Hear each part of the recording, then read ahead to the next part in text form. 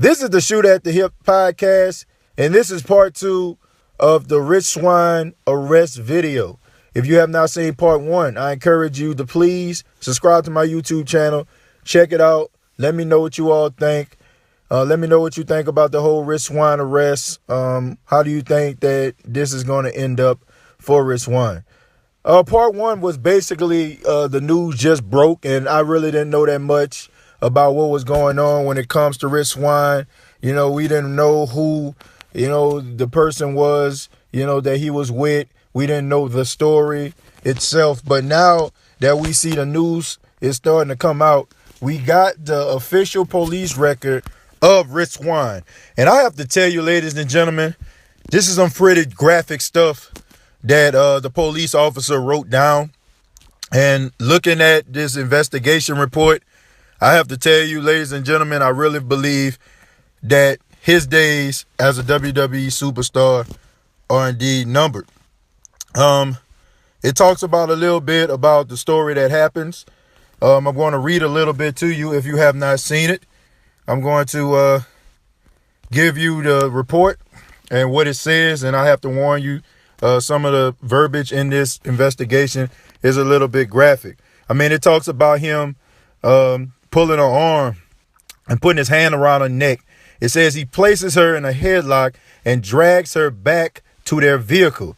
The victim screamed for help as the defendant, which was Swann, pushed her into the car. Which one observed this happening, they called the LEA. With one said that she saw the defendant chasing after the victim and putting her in a headlock and shoved her back into the car while she was screaming for help.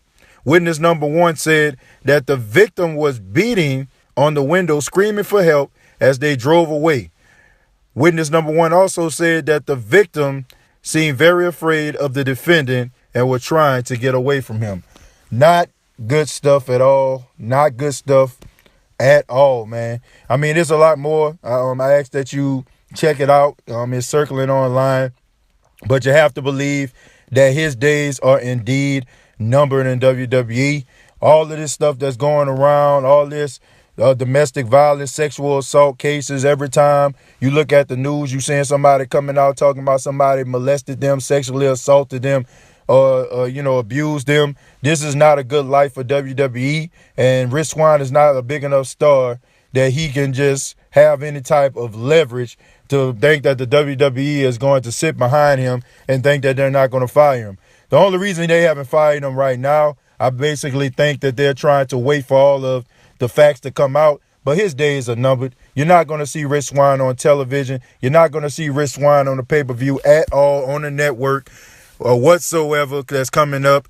I mean, Rich Swann is going to be sitting at home until all of the facts come out, but most likely he's going to be sitting at home fired from the WWE. It's very, very sad. A guy with a very promising career, extremely talented, and basically his career was starting to take off, but it's cut down by one night of absolute stupidity on his part. You got to have a cool head. You can't allow anybody to get you out of your character to a point where you lose everything. Rich Swann has lost everything that he has worked so hard for, but he has nobody to blame but Rich Swann. This has been a Shoot at the Hip podcast. I ask that you all subscribe to the YouTube channel. Search TJ Rants. That's TJAYRANTS.